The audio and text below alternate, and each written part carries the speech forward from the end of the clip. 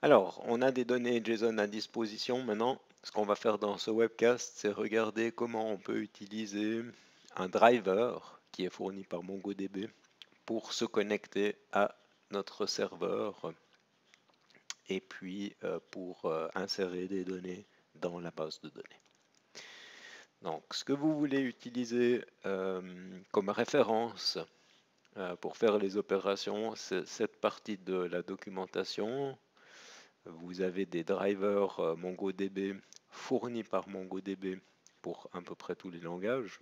Donc, nous, on va bien sûr partir sur Node.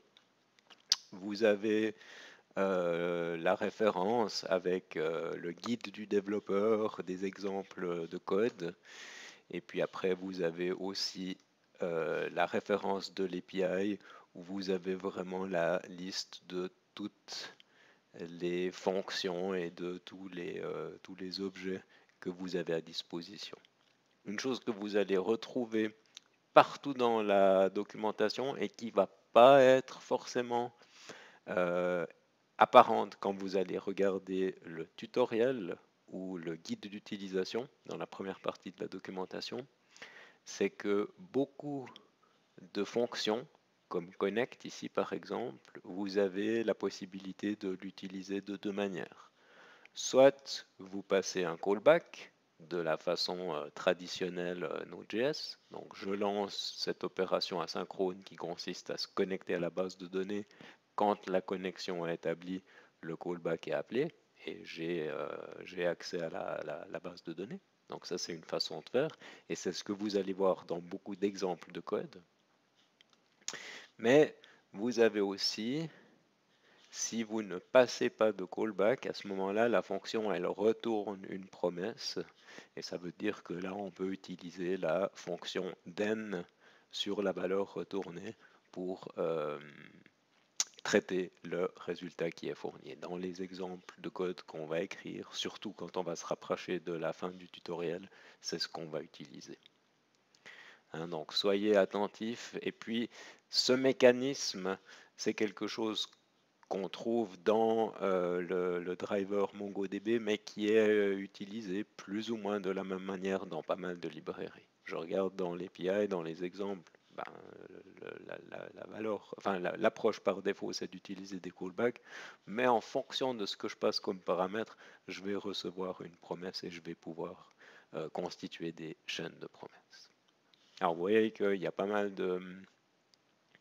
d'objets et de fonctions à disposition. On ne va bien sûr pas tout couvrir dans ce tutoriel, on va juste commencer à regarder certaines de ces API pour faire quelques opérations de base. On va se connecter à la base de données, on va insérer des documents.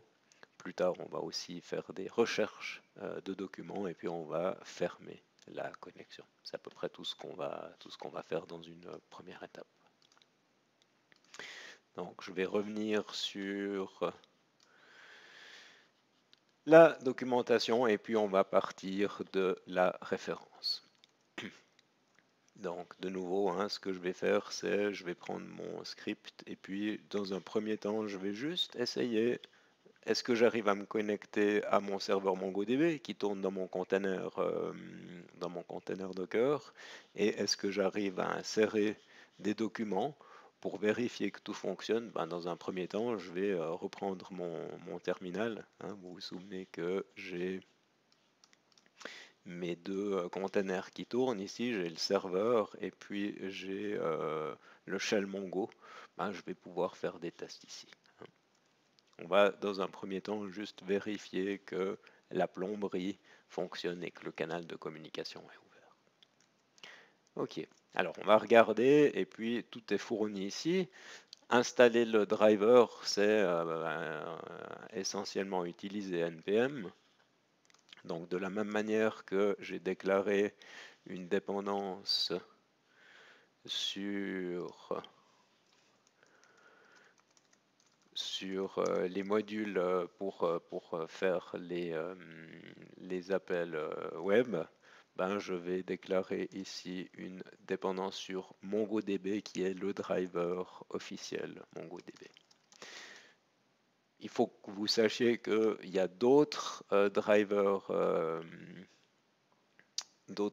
MongoDB qui ont été développés par la communauté. À une certaine époque, il y avait un driver qui s'appelait MongoJS, qui était très utile et très pratique à utiliser et qui permettait une interaction très proche de celle qu'on a au travers du shell. Mais pour ce tutoriel, je prends le driver officiel qui a aussi pas mal évolué. Donc on voit ici, pour le moment, j'ai ces dépendances, hein, request et request promise pour faire les appels HTTP, et puis maintenant MongoDB pour utiliser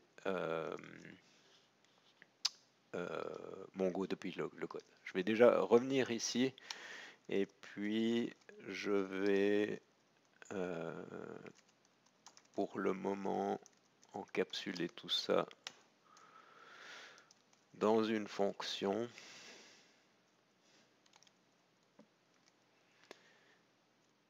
Et puis je vais retourner ici le résultat. Donc ça c'est...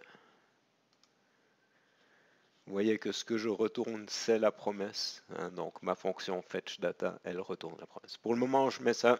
C'est une façon de ne pas exécuter le code parce que ce qui va m'intéresser dans un premier temps dans ce webcast, c'est vraiment de me connecter à la base de données et de créer des documents. Ça, on y reviendra dans un webcast futur. Alors, si on regarde maintenant le Quick Start et qu'on regarde des exemples de code, vous avez ici du code qui utilise les signatures avec les callbacks. Et qu'est-ce qu'on fait? Ben, on donne l'URL de la base de données, on appelle la fonction connect sur l'objet Mongo Client que on a importé ici. Donc ça c'est du code que je vais devoir mettre ici aussi. Et puis vous voyez qu'après dans le callback je ferme la connexion à la fin. Alors on va faire le test, hein. On va regarder si ça fonctionne.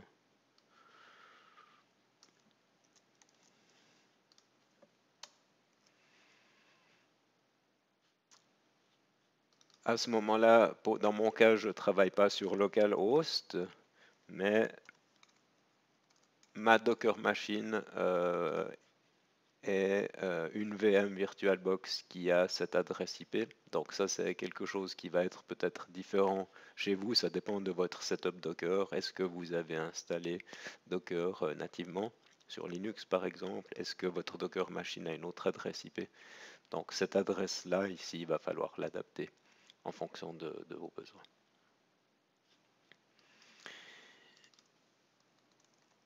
On va donner le nom d'une base de données et puis Mongo peut travailler dans différents modes, mais dans le mode par défaut, si la base de données n'existe pas, elle va être créée à la volée. Et donc ici on dit, alors si tout s'est bien passé, on affiche le message et puis on met une assertion en disant qu'il ne doit pas y avoir d'erreur. Alors, on va regarder ce qui se passe. Hein, si je reviens dans le terminal et que je lance mon script. Ah, j'ai pas inclus la librairie d'assertion. Pour aller vite, je vais juste ici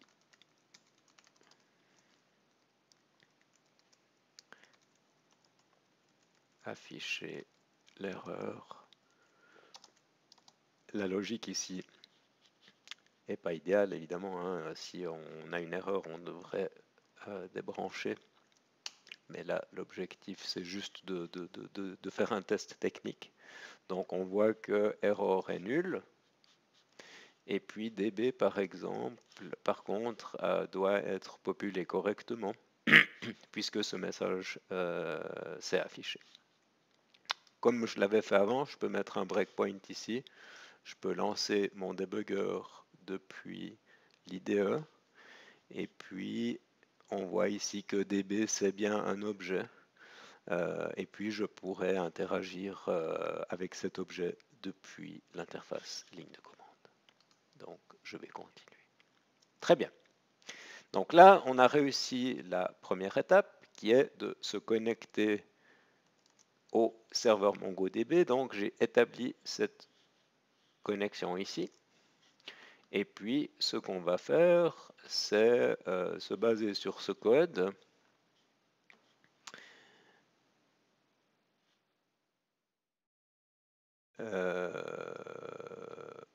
On va se baser sur ce code pour insérer des données. Alors il y a différentes fonctions. On voit ici ils utilisent le insert many. Il y a aussi une fonction qui s'appelle insert one. Je ne sais pas s'ils ont un exemple ici. Ils n'ont pas d'exemple ici. Là on peut aller regarder dans la documentation de l'API. Donc si on va sur l'objet collection, on voit qu'on a ici le... où est-ce qu'il est celui que je cherche? Ah oui, il est là. Donc on a le insert où on lui passe des documents. On peut passer des options et de nouveau, même chose, soit je lui passe un callback, soit je reçois une promesse. D'accord. Donc je vais plutôt utiliser ce code ici et puis je vais le mettre directement dans ma fonction.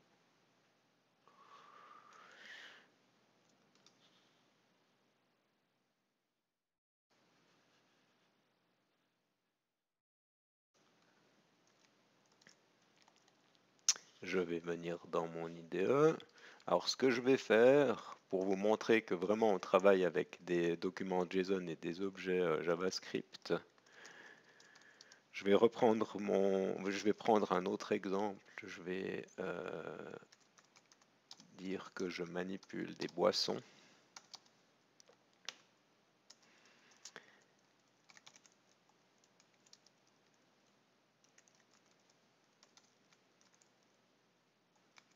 Je vais aussi lui donner une couleur translucide.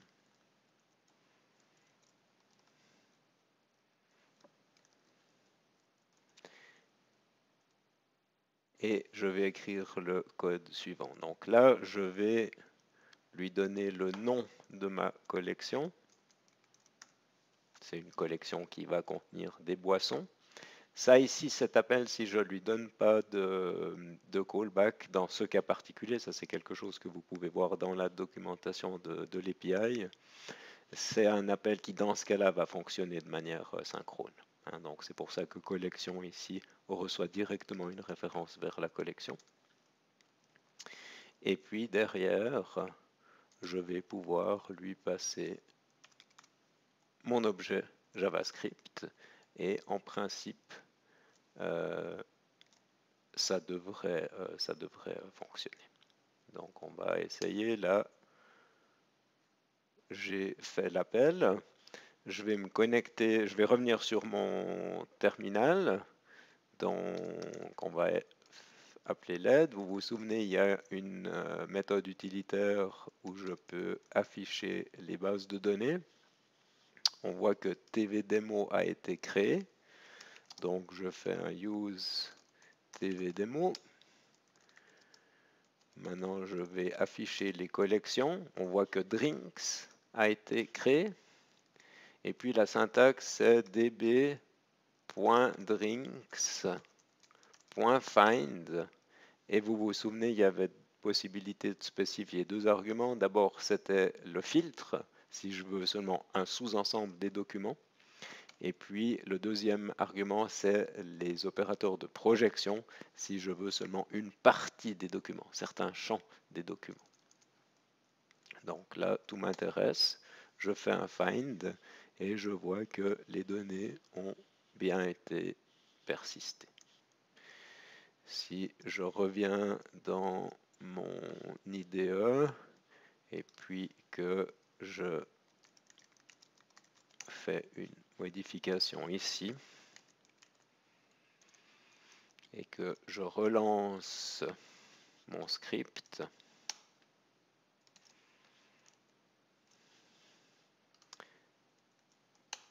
on voit que l'objet a bien été récupéré. Donc là, on a un premier exemple où on a fait l'insertion. Il y a différentes signatures. Je ne vais pas prendre le temps dans ce webcast de tout décrire. Et puis dans cet appel, on n'a pas utilisé de callback. Je ne vais pas rentrer dans les détails maintenant, hein. On a montré qu'on arrivait à faire des insertions de données dans MongoDB. Je vais faire une dernière chose et après je conclurai ce webcast. Je vais maintenant faire une opération de find. Je vais envoyer une requête pour voir que j'arrive bien à récupérer les données. Donc pour ça, je vais revenir dans la documentation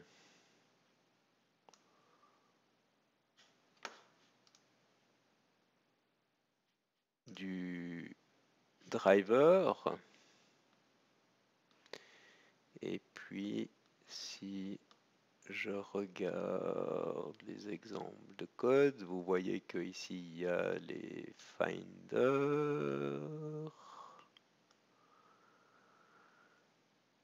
C'est pas exactement ce que je cherche.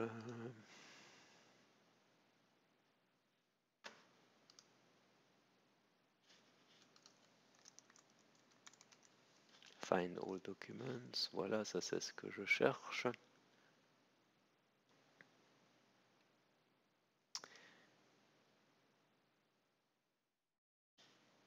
Donc, on a un exemple ici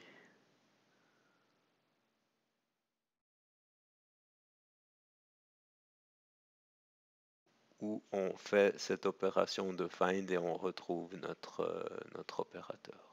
Donc, si on va maintenant dans la documentation de l'API, on vient sur collection, on regarde les méthodes, find, et puis on voit que ce qu'on reçoit c'est un curseur. Donc dans ce cas-là, c'est pas un callback qu'on passe. Et puis après sur le curseur, là il faut aller regarder l'API, mais on voit qu'on a cette fonction toArray pour transformer le curseur en tableau. Alors, ici, on ne va pas se poser trop de questions, mais si on travaille avec des grandes collections, c'est quelque chose qui pourrait poser problème. Donc là, je vais juste prendre ce code ici.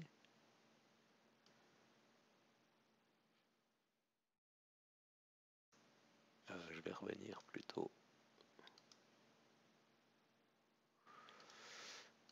dans l'exemple où j'étais avant.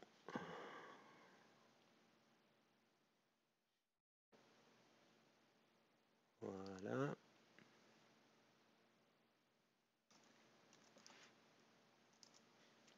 Et je vais ici, vraiment je le fais en interactif, hein. Donc je vais changer ça. Donc je fais une recherche, je vais dire que je suis intéressé par tous les documents. Ce que je vais recevoir, ce sont des boissons. Et puis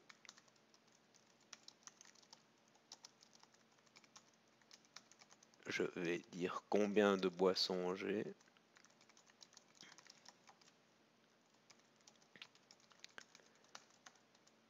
Et je vais imprimer cet objet.